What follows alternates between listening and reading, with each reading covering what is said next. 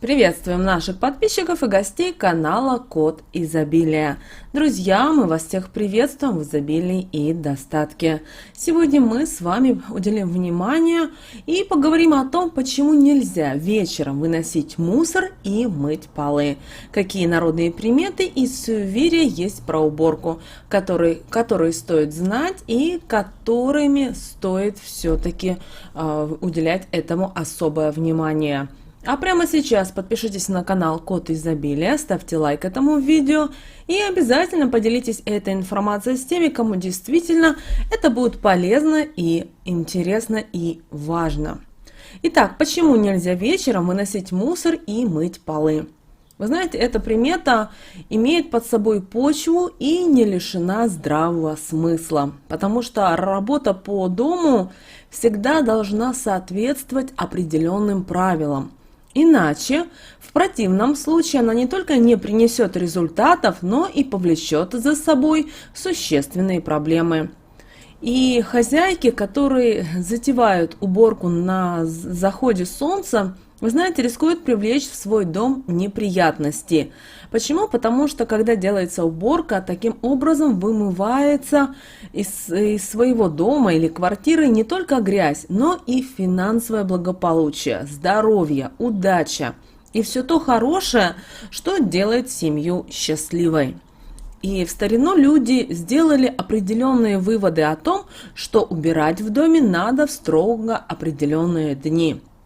К примеру, все дела по хозяйству лучше начинать на растущую луну, а когда она идет на убыль, их следует заканчивать. Так, если вы затеяли ремонт или другие глобальные изменения, то рекомендуется уложиться именно в эти сроки. Мыть полы в доме лучше утром, когда солнце начинает свой путь по небосклону. В этот период свою помощь вам окажет сама Вселенная. Мероприятие пройдет достаточно легко, а в доме надолго воцарятся чистота и порядок. К тому же помещение наполнится положительной энергией. Многие современные хозяйки так заняты заработком денег, что времени на домашнее хозяйство у них хватает только по ночам. Если в это время суток вы решили вымыть пол, то будьте уверены, что в вашем доме поселятся злые духи, так как ночью у нас активизируется различная нечисть, которую вы и призовете своими действиями.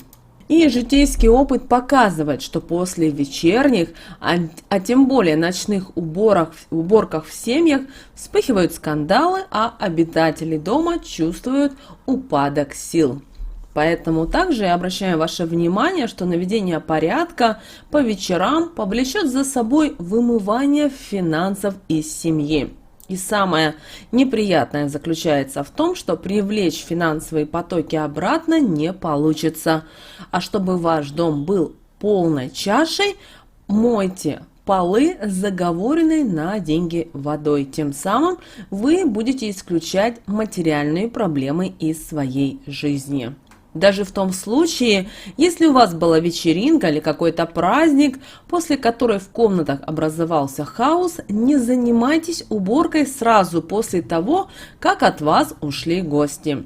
Жить в грязи, конечно, неприятно, но ради собственного благополучия придется потерпеть одну ночь. К тому же после такой уборки, друзья, забудут дорогу к вашему дому. И некоторые у нас приметы гласят, что наиболее подходящим временем для этого мероприятия является первая половина четверга и утро субботы. Чтобы сохранить в жилье чистый воздух, мойте полы во вторник или среду и, разумеется, конечно, в первой половине дня. Наводить в порядок в пятницу, даже если это и утро, не самая лучшая идея. Почему? Потому что из дома уйдут гармония и финансы. Воскресенье также не подходит для уборки. В этот день надо отдыхать и посвящать время духовному развитию. Конечно же, все эти народные приметы, суеверия, традиции, возможно, современному человеку покажутся абсурдом. Но давайте посмотрим на них с практической точки зрения. Дело в том, что ни одно наведение чистоты не обходится без применения чистящих и моющих средств. После их использования рекомендуется проветривать комнаты на протяжении нескольких часов.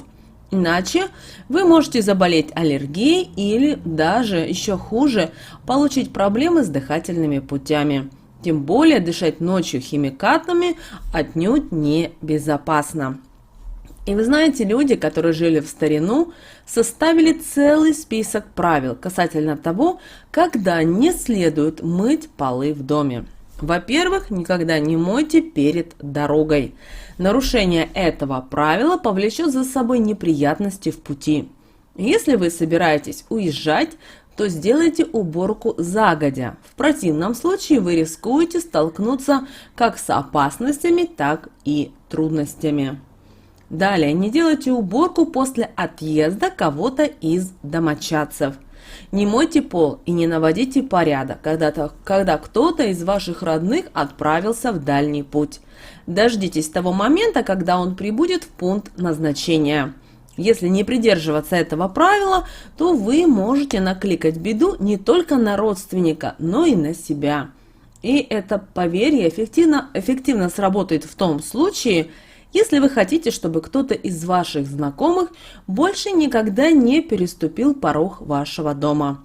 Протрите полы в коридоре сразу после того, как этот человек уйдет. Далее, в чужих домах. Руководствуясь собственным опытом, наши предки пришли к выводу о том, что ни в коем случае нельзя наводить чистоту в чужом доме. Тем самым вы можете забрать вот тот негатив, который накопился в доме или в квартире. И если вы приехали в гости к родственникам и очень хотите помочь, то лучше приготовьте еду, но ни в коем случае не беритесь за тряпку или веник. Также полезно знать о том, что на хозяевах дома мытье пола отразится не самым лучшим образом. И энергетическая защита, она разрушится, если в вашем жилье наведет порядок посторонний человек. И буквально пару слов хотим сказать о том, когда необходимо сразу же мыть полы. Общеизвестно, что после того, как из дома выносят покойника, необходимо сразу же браться за тряпку и мыть полы. Это поможет душе умершего обрести покой и найти место в мире ином.